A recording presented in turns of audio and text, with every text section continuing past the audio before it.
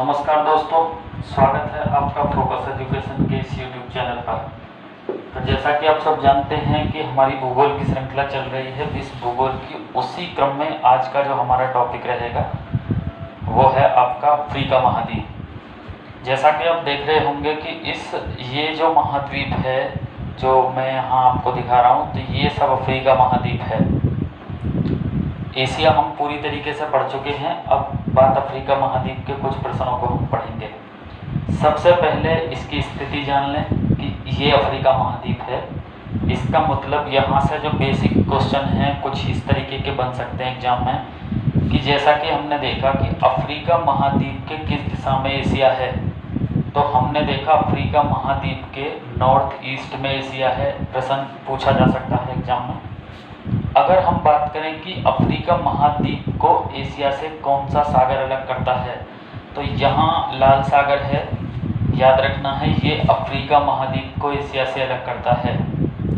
जबकि यहाँ अगर हम अफ्रीका महाद्वीप की बात करें तो अफ्रीका महाद्वीप के उत्तर में भूमध्य सागर है। कई बार प्रश्न एग्जाम में सीधा पूछा जाएगा कि अफ्रीका महाद्वीप से किस दिशा में भूमध्य सागर है, तो अफ्रीका महाद्वीप से उत्तर में भूमध्य सागर है। और आप देख रहे होंगे चूंकि उत्तर में यहाँ भूमध्य सागर है तो सीधी सी बात है, इसके ऊपर आप यूरोप देख सकते हैं। तो प्रश्न सीधा एग्जाम में बनेगा कि कौन सा सागर अफ्रीका महाद्वीप को यूरोप से अलग करता है, तो याद रखना भूमध्य सागर अफ्रीका महाद्वीप को यूरोप से अलग करता है। अगर हम इसकी बेसिक स्थिति जानने का प्रयास करें कौन सा महासागर किधर है, तो सबसे पहले लिखें कि अफ्रीका महाद्वीप के पूर्व में हिंद महासागर है। अफ्रीका महाद्वीप के पूर्व में हिंद महासागर है। जब आप देखेंगे तो यहाँ आपको हिंद महासागर दिखाई देगा। इसको आप इस तरीके से याद कर सकते हैं।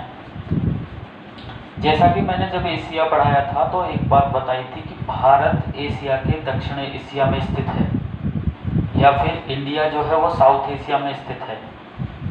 अब साउथ एशिया में स्थित है और एशिया के दक्षिण में हिंद महासागर था, तो इसे इस तरीके से याद रखें। अब यहाँ देखेंगे मैप पर कि एशिया के दक्षिण में हिंद महासागर था। अब चूंकि एशिया के दक्षिण और पश्चिम में अफ्रीका था, लगभग दक्षिण पश्चिम में, तो अफ्रीका के पूर्व में हिंद महासागर होगा। प्रश्न एग्जाम में सीधा बनेगा अफ्रीका के पूर्व में कौन सा महासागर है, हिंद महासागर। अब ये वो हिंद महासागर है जो सभी महासागरों में तीसरे नंबर का क्रम आता है, इसका हिंद महासागर का। क्लियर। वहीं अगर एग्जाम में क्या क्वेश्चन बनेगा, यहाँ से लिखें कि अफ्रीका महाद्वीप के पश्चिम में अटलांटिक, जिसे अंध महासागर भी कहते हैं, है। यहाँ आप देखेंगे आपको लिखा हुआ चमकेगा अटलांटिक महासागर, अटलांटिक महासागर। और इस अटलांटिक महासागर को अंध महासागर के नाम से भी जाना जाता है। इंग्लिश में इसे अटलांटिक महासागर कहते हैं और हिंदी में इसे अंध महासागर भी बोल देते हैं, ध्यान रखना है। एक बार फिर से सुन लें, इस बेस पॉइंट को बिल्कुल अच्छी तरीके से याद रखें। अटलांटिक महासागर जो है वो तो आपका अंग्रेजी का शब्द है, ध्यान रखना, अंग्रेजी में लिखा हुआ अटलांटिक महासागर, इसको हिंदी में अंध महासागर भी कहते हैं। क्लियर है एकदम। उसके बाद अगर हम बात करें तो आप देखेंगे यहाँ दक्षिण अफ्रीका के दक्षिण में, अफ्रीका महाद्वीप के दक्षिण में दक्षिणी महासागर जो ये लिखा हुआ है, दक्षिणी महासागर, दरअसल में इसको दूसरे नाम से जो जाना जाता है वो जाना जाता है अंटार्कटिक महासागर। तो लिख लें अफ्रीका महाद्वीप के दक्षिण में अंटार्कटिक महासागर है। अफ्रीका महाद्वीप के दक्षिण में अंटार्कटिक महासागर है। अफ्रीका महाद्वीप के दक्षिण में अंटार्कटिक महासागर है। जब आप देखेंगे तो यहाँ से आपको स्पष्ट दिखाई देगा, जैसे कि आप यहाँ देख सकते हैं ये। तो ये जो दक्षिणी महासागर है इसको कहते हैं अंटार्कटिक महासागर, ठीक है।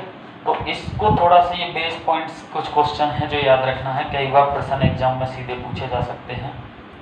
वहीं आप देख रहे होंगे कि ये पूरा अफ्रीका महाद्वीप है, तो हमने इसकी बेसिक स्थिति भी जानी। सबसे पहले अगर हम इसकी बात करें तो लिखिए, प्रश्न सीधा क्या पूछा जाएगा एग्जाम में कि अफ्रीका महाद्वीप को अंध महाद्वीप क्यों कहा जाता है। थोड़ा इस पॉइंट पर ध्यान देंगे, अफ्रीका महाद्वीप को अंध महाद्वीप क्यों कहा जाता है। तो देखिए, मैं एक बात बताने का प्रयास करूंगा। इसको अंध महाद्वीप इसलिए कहा जाता है क्योंकि आप देखेंगे अफ्रीका महाद्वीप के बीचों बीच से होकर गुजरती है भूमध्य रेखा। ये भूमध्य रेखा जिसको हम इक्वेटर लाइन के नाम से भी जानते हैं, या फिर इसे विषुवत रेखा भी कहते हैं। तो जैसा कि आप सब जानते होंगे, जो विषुवत रेखा पर सूर्य की किरणें, यहाँ पर सूर्य की किरणें वर्ष में 2 बार लंबवत पड़ती हैं। 2 बार, दोनों डेट कई बार एग्जाम में पूछी जाती हैं, तो याद रखिए 21 मार्च और 23 सितंबर। इसका मतलब सीधा है कि सूर्य की किरणों का लंबवत पड़ना। इसका मतलब ये है कि उस क्षेत्र में गर्मी अन्य स्थान से ज़्यादा होती है।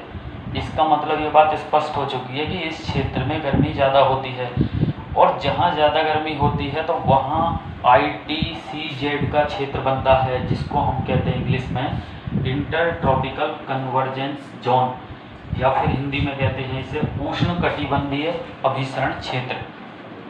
अब यही ऐसा भाग है, चूँकि गर्मी ज़्यादा होने के कारण वाष्प ज़्यादा बनती है, तो यहाँ वर्षा भी अन्य स्थानों से ज़्यादा होती है। तो यहाँ पर बहुत बड़े बड़े पेड़ पाए जाते हैं, और उन पेड़ की टहनियाँ इतनी बड़ी होती हैं कि वो सूर्य के प्रकाश को भी ज़मीन तक नहीं पहुँचने देती। इसीलिए अफ्रीका को अंध महाद्वीप के नाम से भी जाना जाता है। कई बार सीधा प्रश्न एग्जाम में बनेगा कि अंध महाद्वीप किसे कहते हैं, तो याद रखिए अफ्रीका महाद्वीप। क्लियर। उसके बाद जैसा कि हमने जब एशिया में बात की, नोट करके लिखिए इसे, जैसा कि हमने देखा था जब एशिया में लिखा था कि दुनिया के कुल क्षेत्रफल का 30% क्षेत्रफल एशिया घेरे हुए है। ठीक उसी प्रकार याद रखना है, दुनिया के 20% क्षेत्रफल को अफ्रीका महाद्वीप घेरे हुए है। तो दुनिया के क्षेत्रफल का 20% क्षेत्रफल जो है ये अफ्रीका घेरे हुए है। लेकिन इस बात को मैंने पहली वीडियो क्लास में भी बता दिया है कि एशिया जो है वो सबसे ज़्यादा क्षेत्रफल को घेरे हुए है दुनिया में, 30%। तो ये भी थोड़ा सा याद रखना, कई बार प्रश्न सीधा एग्जाम में बनेगा कि अफ्रीका महाद्वीप कितने प्रतिशत क्षेत्रफल घेरे हुए है, तो आप याद रखेंगे 20% क्षेत्रफल घेरे हुए है। आपने अक्सर देखा होगा अफ्रीका महाद्वीप के लोग अधिकतर, ज़्यादा नहीं, सारे नहीं, अधिकतर काले पाए जाते हैं। उनके काले रंग होने का कारण क्या है, तो देखिए एक आसान भाषा में समझिए इसे। जैसा कि हम जानते हैं कि कर्क रेखा, जिसको 23.5 डिग्री नॉर्थ के नाम से भी जाना जाता है, भूमध्य रेखा जिसको 0 डिग्री भी कहते हैं, और एक मकर रेखा जिसको 23.5 डिग्री साउथ भी कहते हैं। तीनों प्रमुख अक्षांश अफ्रीका महाद्वीप से होकर गुजरते हैं। कई बार प्रश्न सीधा एग्जाम में पूछा जाएगा कि वह महाद्वीप कौन सा है जहां से तीनों अक्षांश गुजरते हैं, तो याद रखिए अफ्रीका महाद्वीप। अब आप इस बात को जानते होंगे, जैसा कि मैंने पिछली वीडियो क्लास में भी बताया है, कुछ तथ्य कि 0 डिग्री से लेकर 23.5 डिग्री नॉर्थ मतलब कि कर्क रेखा, और 0 डिग्री से लेकर 23.5 डिग्री साउथ मतलब कि मकर रेखा, इस क्षेत्र में सूर्य की किरणें ही हमेशा लंबवत पड़ती हैं। इस क्षेत्र के आगे सूर्य की किरणें लंबवत नहीं पड़ती। इसका मतलब साफ है कि ये जो क्षेत्र है यहाँ गर्मी ज़्यादा रहती है। ये बात यहाँ से क्लियर हो जाती है, क्योंकि इस क्षेत्र को अंग्रेजी में ITCZ का क्षेत्र भी कहते हैं, उष्णकटिबंधीय अभिसरण क्षेत्र। मतलब कि सूर्य की किरणें का लंबवत पड़ना इसी क्षेत्र के बीच में होता है। जैसा कि आपने देखा होगा अभी 21 जून आने वाली है, 21 जून के बाद सूर्य की किरणें लास्ट मकर रेखा पर, कर्क रेखा पर लंबवत पड़ेंगे, ठीक है। और कर्क रेखा पर लंबवत पड़ने के बाद फिर वो नीचे की तरफ चल देंगे, ठीक है। और एक समय ऐसा आएगा 22 दिसंबर के बाद फिर सूर्य की किरणें ऊपर की तरफ चल देंगे। तो ये एक ऐसा क्षेत्र है, इसी क्षेत्र को कहते हैं ITCZ का क्षेत्र, ठीक है। अब चूंकि हमने देखा कि पूरे विश्व में सबसे अधिक गर्मी इसलिए ज़्यादा यहाँ पड़ती है चूंकि यहाँ क्षेत्र है गर्मी का। इसी कारण क्या है कि अन्य महाद्वीपों की अपेक्षा अफ्रीका महाद्वीप में गर्मी अधिक पड़ती है, और यही कारण है कि वहाँ के लोगों का लगभग ज़्यादा काला होना भी इसका यही कारण है, ठीक है। उसके बाद नेक्स्ट लिखें, अफ्रीका महाद्वीप का सबसे बड़ा द्वीप, जैसा कि हमने एशिया में भी पढ़ा, आपने देखा होगा, ठीक उसी प्रकार हमें याद रखना है कि अफ्रीका महाद्वीप का सबसे बड़ा द्वीप, अफ्रीका महाद्वीप का सबसे बड़ा द्वीप कौन सा है, ठीक है। तो सबसे बेहतर वे में याद रखें। देखिए मैं एकदम स्पष्ट बताऊंगा कि ये आप देख रहे होंगे यहाँ पर, ये आप देख रहे होंगे यहाँ पर, ये है अफ्रीका महाद्वीप का सबसे बड़ा द्वीप जिसको मेडागास्कर कहा जाता है, मेडागास्कर। तो अब आप एक बात दिमाग में आपके आ गई होगी, एक प्रश्न का आंसर आपको मिल जाना चाहिए, एग्जाम में पूछा जाएगा कि अफ्रीका महाद्वीप का सबसे बड़ा द्वीप कौन सा है। जैसा कि हमने एशिया में पढ़ा था कि एशिया का सबसे बड़ा द्वीप था बोर्नियो, ठीक उसी प्रकार अफ्रीका महाद्वीप का सबसे बड़ा द्वीप कौन सा, मेडागास्कर। अब यहाँ से सिर्फ मेडागास्कर ही नहीं पूछा जाएगा, और क्या क्या क्वेश्चन बन सकते हैं थोड़ा ध्यान से देखेंगे। एक तो हमें ये मालूम पड़ा कि अफ्रीका महाद्वीप का सबसे बड़ा द्वीप मेडागास्कर है। दूसरा प्रश्न एग्जाम में बनेगा किस महासागर में है। तो जैसा कि मैंने अभी स्टार्ट में ये बात बताया कि अफ्रीका महाद्वीप जो है उसके पूर्व में हिंद महासागर है, तो प्रश्न एग्जाम में ये पूछा जाएगा मेडागास्कर द्वीप किस महासागर में स्थित है। तो याद रखना है, आगे लिख लेना है, मेडागास्कर द्वीप हिंद महासागर में स्थित है, मेडागास्कर द्वीप हिंद महासागर में स्थित है, मेडागास्कर द्वीप हिंद महासागर में स्थित है। कई बार सीधा प्रश्न एग्जाम में पूछा जा सकता है, ध्यान से देखिए।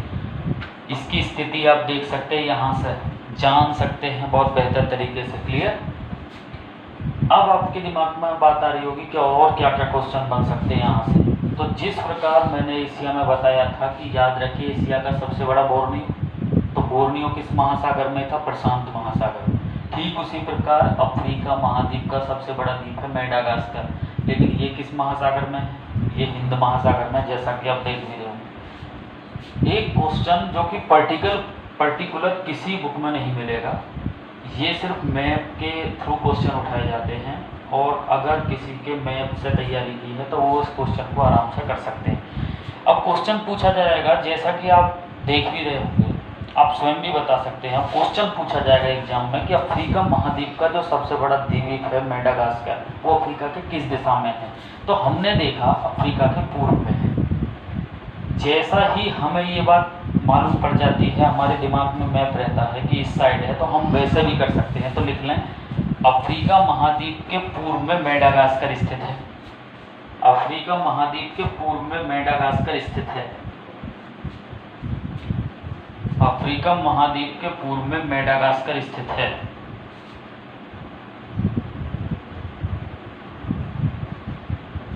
अफ्रीका महाद्वीप के पूर्व में मेडागास्कर स्थित है, क्लियर। अब देखिए कई बार प्रश्न इस तरीके से भी बन सकते हैं, ये मेरी नॉलेज के अनुसार बन सकते हैं, मैं अपनी की बात कर रहा हूँ, सिर्फ अपने अनुभव की। इसके निकटतम देश कौन से हैं वो हमें जानकारी होनी चाहिए सिर्फ मैप के थ्रू। कभी ऐसा प्रश्न, चूंकि ये अफ्रीका महाद्वीप का सबसे बड़ा द्वीप है, मेरा कहने का मतलब ये है कि जब हम इस बात को जान गए कि अफ्रीका महाद्वीप का सबसे बड़ा द्वीप है मेडागास्कर, तो जस्ट क्वेश्चन ये भी बन सकते हैं, चूंकि ये सबसे बड़ा है तो प्रश्न ये भी बन सकता है इसका निकटतम देश कौन सा है। तो हमें ये जानकारी मैप के थ्रू होनी चाहिए एक दो देशों की कि इसके निकटतम कौन सा है। तो हम देखेंगे इसके निकटतम जस्ट मोजाम्बिक है, कई बार पूछा जा सकता है। इसके निकटतम हम तंजानिया भी कह सकते हैं। तो तंजानिया और मोजाम्बिक मेडागास्कर के जो निकटतम देश हैं, कई बार प्रश्न एग्जाम में पूछा जा सकता है, ध्यान रखना। क्लियर, क्लियर है भाई। उसके बाद नेक्स्ट लिखेंगे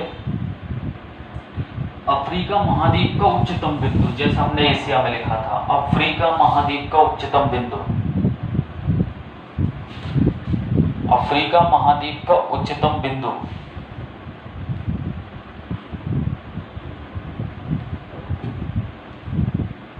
अफ्रीका महाद्वीप का उच्चतम बिंदु, ठीक है। ये मेरा कहने का मतलब ये है इस प्रश्न से कि जैसा कि इसका मतलब ये है कि अफ्रीका महाद्वीप का ऐसा पॉइंट जहाँ सबसे ऊंचा हो, जैसा कि हमने बात की थी एशिया में माउंट एवरेस्ट की, बिल्कुल ठीक वही प्रश्न है ये अफ्रीका महाद्वीप का। तो अफ्रीका महाद्वीप का सबसे ऊंचा बिंदु लिख लें आप, पूछा जा सकता अस्साल झील जिबूती। देखो यहाँ पड़ेगा जिबूती, आप देख सकते हैं यहाँ लिखा मिलेगा आपको जिबूती। मैप में देखोगे तो यहाँ आपको जिबूती दिखाई देगा, एक छोटा सा कंट्री ये है आपका जिबूती। अगर और भी क्लियर करना है तो आप अगर मैप में देखेंगे तो सोमालिया से जस्ट ऊपर जिबूती है, सोमालिया से जस्ट ऊपर जिबूती है, ध्यान रखना, ठीक है। तो अफ्रीका महाद्वीप का सबसे उच्चतम बिंदु कौन सा है? सबसे उच्चतम बिंदु नहीं, सबसे निम्नतम बिंदु है ये, इसे लिख लो अस्साल झील, निम्नतम कर लीजिए, गलती हो चुकी है, ठीक है। तो निम्नतम बिंदु है अस्साल झील जिबूती, ठीक है। अब लिखिए उच्चतम बिंदु, इसे निम्नतम कर लीजिए, बाकी सब ठीक है। अब लिखिए उच्चतम बिंदु। अब बात आ जाती है कि अफ्रीका महाद्वीप का वह पॉइंट जो सबसे ऊंचा है, क्लियर। अभी तो हमने नीचे की बात की, अब सबसे ऊंचे की बात करते हैं। तो लिख लें किलिमंजारो पर्वत तंजानिया, किलिमंजारो पर्वत तंजानिया। जब आप देखेंगे इस तरीके से तो तब दिखाई देगा आपको किलिमंजारो पर्वत तंजानिया। यहाँ आपको दिखाई देगा एक देश जिसका नाम है तंजानिया। यहाँ मैं कुछ आपको बनाने का प्रयास करूँगा, दिखाने का। ये आप देख सकते हैं, ये है तंजानिया, ये देखिए यहाँ आप स्पष्ट देख सकते हैं, ये है तंजानिया, क्लियर।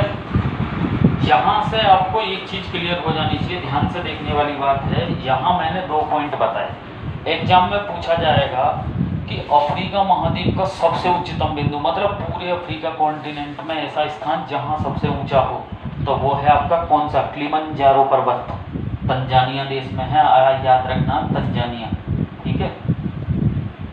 और इसके बाद मैंने बताया कि अफ्रीका महाद्वीप का सबसे निम्नतम बिंदु है अस्साल झील, जो कि जिबूती में है। अब जिबूती मैं बता ही चुका हूँ, इथोपिया के भी बराबर में कह सकते हैं और सोमालिया के भी बराबर में कह सकते हैं, और आपका इरिट्रिया के बराबर में भी कह सकते हैं। 3 देश इससे सीमा बनाते हैं, किससे? जिबूती से। तो जिबूती याद रखना, ऐसा प्रश्न सीधा एग्जाम में पूछा जा सकता है, ध्यान रखना। उसके बाद लिखिए, जैसा कि हमने एशिया में बात की थी, ध्यान है, जैसा कि हमने एशिया में बात की थी कि ऐसा स्थान जहाँ उच्चतम तापमान हो, तो अफ्रीका महाद्वीप का वह स्थान जहाँ सबसे उच्चतम तापमान पाया जाता है, मतलब जहाँ ज़्यादा गर्मी पाई जाती है। तो लिख लें अफ्रीका महाद्वीप का वह स्थान जहाँ सबसे उच्चतम तापमान पाया जाता है। तो ध्यान रखना है 58 डिग्री सेल्सियस लीबिया यहाँ पाया जाता है, 58 डिग्री सेल्सियस लीबिया।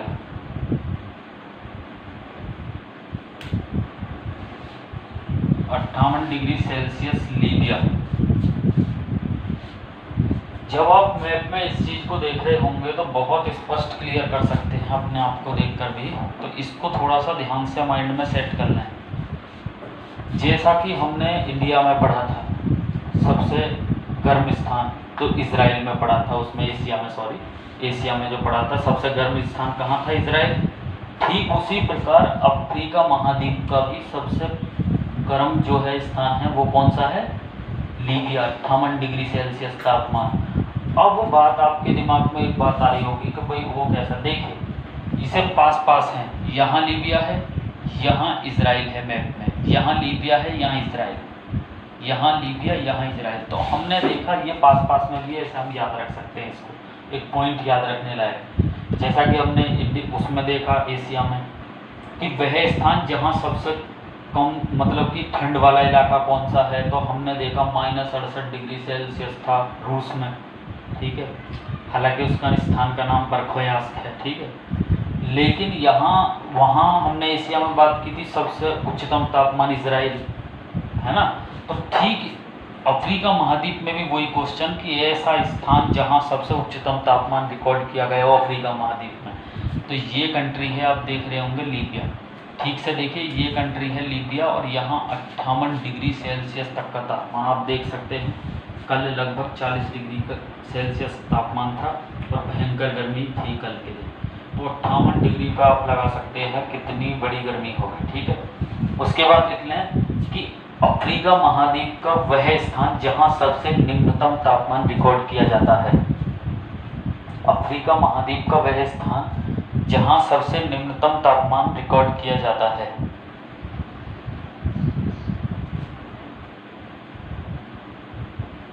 तो आप देखेंगे यहां आपको मैप में दिखाई देगा एक स्थान, मोरक्को। ये स्थान दिखाई देगा मोरक्को। ध्यान से देखिए मोरक्को, ध्यान से देखिए मोरक्को। कहाँ से देखिए, ध्यान से, ठीक है, आंखों से देखना है और ध्यान से सुनना है। ठीक है, तो अब आपके दिमाग में ऐसे याद रखिए अफ्रीका महाद्वीप को। अफ्रीका महाद्वीप का वह स्थान जहाँ सबसे उच्चतम तापमान रिकॉर्ड किया जाता है तो वो लीबिया है, और ऐसा स्थान जहाँ सबसे कम तापमान रिकॉर्ड किया जाता है। तो अब आप ये लगाइए कि 24 डिग्री सेल्सियस, मतलब कि एक नॉर्मल, जैसा कि हमारे यहाँ फरवरी का मौसम, इस तरीके से कह सकते हैं। तो यहाँ रिकॉर्ड किया जाता मोरक्को। ये मोरक्को है। जब आप देखेंगे ये मोरक्को और यहाँ ऊपर मोरक्को के जस्ट अगर आप मैप पर देखना चाहेंगे तो यूरोप का स्पेन है। ठीक है, तो यहाँ मोरक्को है। तो मोरक्को जिसकी राजधानी रबात है, कई बार प्रश्न एग्जाम में पूछा जा सकता है, तो ध्यान रखेंगे। अब आपके दिमाग में एक बात आ रही होगी कि लीबिया जो सबसे ज़्यादा तापमान है वो तो लीबिया में है, और मोरक्को में अफ्रीका महाद्वीप का ऐसा स्थान है जहाँ सबसे कम तापमान है। ठीक है, तो ऐसा क्यों है?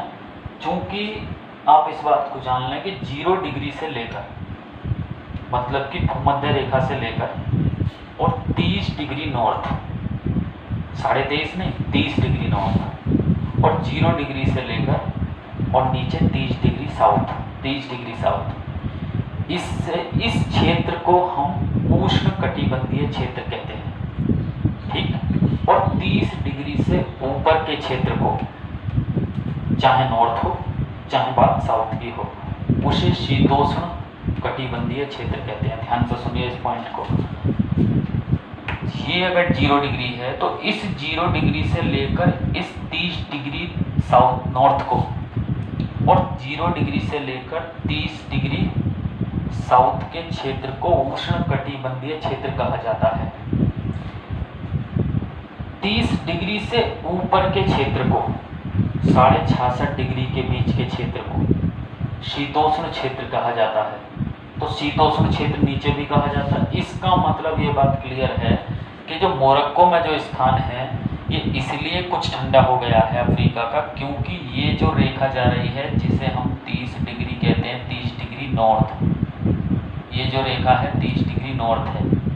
अब 30 डिग्री नॉर्थ के जो ऊपर का भाग है उसमें उस स्थान से जो नॉर्मल अफ्रीका में गर्मी पड़ रही होती है वहाँ से कुछ हल्का तापमान रहता है। इसी कारण याद रखना है कि मैं क्लियर बता चुका हूँ कि चूँकि ये 30 डिग्री नॉर्थ से ऊपर आ रहा है इसलिए यहाँ का स्थान कैसा हुआ आपका, अरे कैसा हुआ, इसीलिए मोरक्को का इससे जो तापमान है कुछ हल्का हुआ। ठीक है, तो बस इतना याद रखें कि अफ्रीका का उच्चतम तापमान कहाँ पाया जाता है, लीबिया, और सबसे कम तापमान कहाँ पाया जाता है, मोरक्को। ये वही मोरक्को है, कई बार हिस्ट्री से क्वेश्चन पूछा जाता है कि यात्री इब्न बतूता कहाँ से आया था, तो याद रखना यहीं से आया था, मोरक्को से आया था। कई बार पूछा जाता है कब आया था, 1333 ईस्वी में आया था, ध्यान रखना। कई बार प्रश्न ये पूछा जाता है किसके शासनकाल में आया था, मोहम्मद बिन तुगलक के शासनकाल में आया था। तो ये कुछ क्वेश्चन है जो कई बार एग्जाम में पूछे जाते हैं हिस्ट्री के, क्योंकि ये फेमस क्वेश्चन है, कई बार एग्जाम में पूछा जाता है मोरक्को इब्न बतूता कहाँ से आया था, मोरक्को से आया था। अब अगर आपसे एग्जाम में पूछ ले कि इब्न बतूता किस महाद्वीप से आया था, तो आप बता देंगे अफ्रीका महाद्वीप से आया था। कब आया था? 1333 में आया था। क्लियर? किसके शासनकाल में आया था? मोहम्मद बिन तुगलक के शासनकाल में आया था। क्लियर? तो ये सब चीज़ें क्लियर हो जानी चाहिए। उसके बाद अगर हम बात करें एशिया की सबसे बड़ी, अफ्रीका की सबसे बड़ी झील, तो जैसा कि हमने एशिया की पढ़ी थी, थोड़ा ध्यान देंगे इस बात पर, हमने यहाँ एशिया की सबसे बड़ी, यार एशिया की जो सबसे बड़ी थी वो तो दुनिया की भी सबसे बड़ी थी, कैस्पियन सागर। अब यहाँ चूंकि हम अफ्रीका पढ़ रहे हैं तो अब लिखिए अफ्रीका महाद्वीप की सबसे बड़ी झील। अफ्रीका महाद्वीप की सबसे बड़ी झील,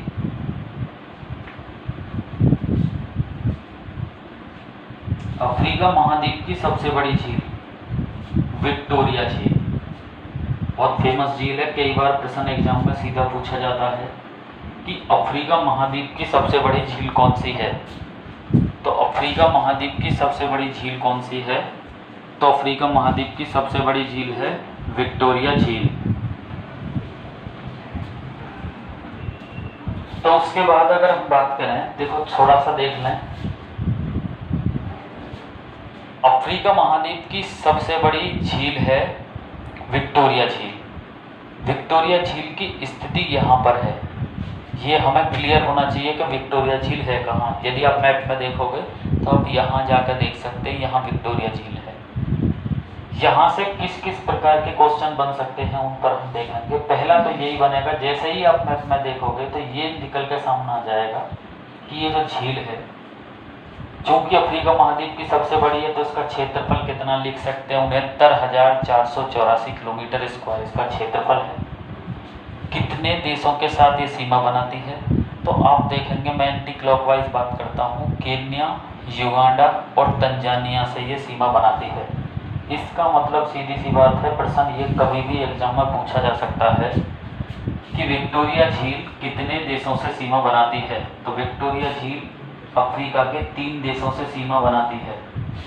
और जैसे ही आपको ये 3 देश याद हो जाएंगे तो जब एग्जाम में ये प्रश्न पूछा जाएगा कि दिए गए विकल्पों में से विक्टोरिया झील किस देश के साथ सीमा नहीं बनाती, तो सीधी सी बात है 3 ऑप्शन में ये होंगे और एक कोई और होगा। और लगभग मेरे अनुभव के अनुसार वही देश होगा जो इसके लगभग करीब होगा, कन्फ्यूजन के लिए। तो याद रखें, केन्या, युगांडा और तंजानिया से सीमा बनाती है। अब चूंकि अफ्रीका महाद्वीप की सबसे बड़ी झील है और इससे एक नदी निकलती है जिसका नाम है नील नदी। इससे एक नदी निकलती है जिसका नाम है नील नदी। अब चूंकि नील दुनिया की सबसे बड़ी नदी है, नील दुनिया की सबसे बड़ी नदी है, पूरे संसार की सबसे बड़ी नदी है। अच्छा, अगर दुनिया की सबसे बड़ी नदी है नील नदी, तो यहाँ से प्रश्न बनना बिल्कुल ज़रूरी है, पूछा जा सकता है कि दुनिया की सबसे बड़ी नदी कहाँ से निकलती है। अब चूंकि वो विक्टोरिया झील से निकल रही है तो याद रखेंगे दुनिया की सबसे बड़ी नदी विक्टोरिया झील से निकलती है। क्लियर? और अगर वो दुनिया की सबसे बड़ी नदी है नील नदी, तो वो कितने किलोमीटर लंबी है? जरा याद रखेंगे, 6,693 किलोमीटर। ये जो नील नदी है ये है आपकी, अगर इसकी लंबाई पूछ ली जाती है, चूंकि दुनिया की सबसे बड़ी है, 6,693 किलोमीटर इसकी लंबाई है। प्रश्न सीधा एग्जाम में पूछा जाएगा कि नील नदी की लंबाई कितनी है। अब चूंकि दुनिया की सबसे बड़ी लंबाई है तो प्रश्न एग्जाम में पूछा जाएगा इसकी लंबाई कितनी है। 6,693 किलोमीटर इसकी लंबाई है। अब यहाँ से और क्या प्रश्न बन सकते हैं? तो सीधे प्रश्न बनेंगे, थोड़ा सा ध्यान देंगे।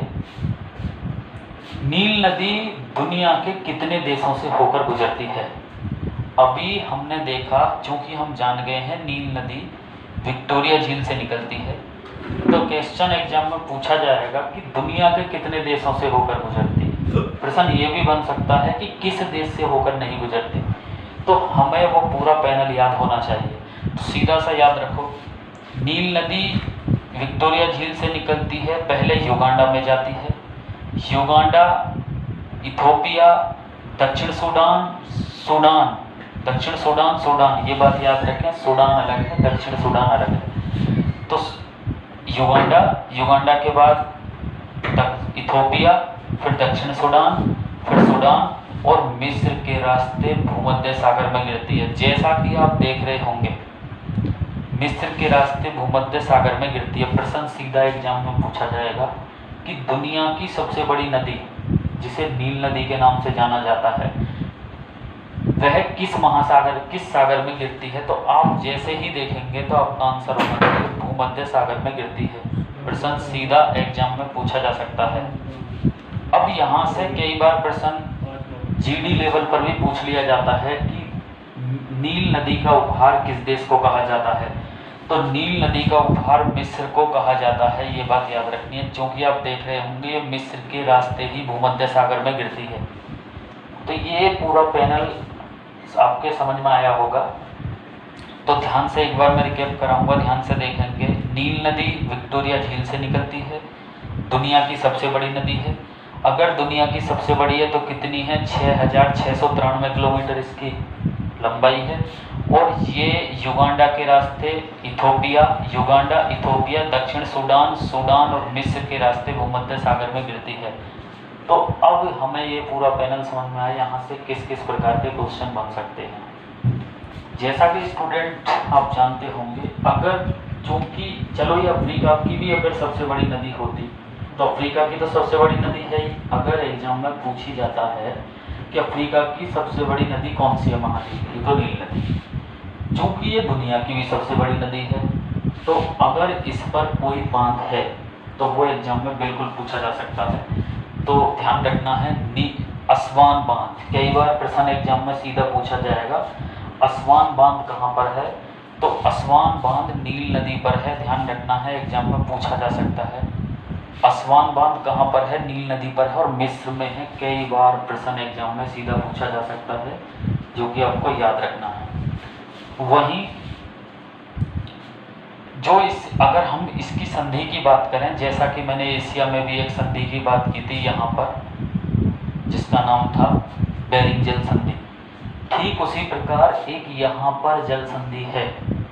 और मैं पहले ही इस बात को बता चुका हूँ कि जल संधि क्या काम करती है। दो महासागरों को या सागर को महासागर से जोड़ने का काम करती है, या ये दो महाद्वीपों को अलग करने का काम करती है। तो जल संधि का मतलब होता है या तो सागर को महासागर से जोड़ती है, महासागर को महासागर से जोड़ती है, या ये किन्हीं दो महाद्वीपों को अलग करती है, या ये किन्हीं दो कंट्रियों को अलग करती है। तो एक संधि है जो आपको याद रखनी है, प्रश्न सीधा एग्जाम में पूछा जाएगा, जिब्राल्टर जल संधि। जिब्राल्टर जल संधि, तो जिब्राल्टर जल संधि जो है क्या काम करती है? देखो यहाँ से क्या क्वेश्चन पूछे जा सकते हैं कि जिब्राल्टर जल संधि किस देश को किस देश से अलग करती है। अगर प्रश्न ये पूछा जाता है तो आपको याद रखना है मोरक्को को स्पेन से अलग करती है। क्योंकि जब आप मैप में देखेंगे तो यहाँ आपको दिखाई देगा स्पेन, जो कि यूरोप का एक देश है। ये आप देख सकते हैं, यहाँ पर स्पेन दिखाई देगा। तो अगर एग्जाम में पूछा जाता है कि जिब्राल्टर जल संधि किस देश को किस देश से अलग करती है, तो स्पेन, मोरक्को को स्पेन से अलग करती है।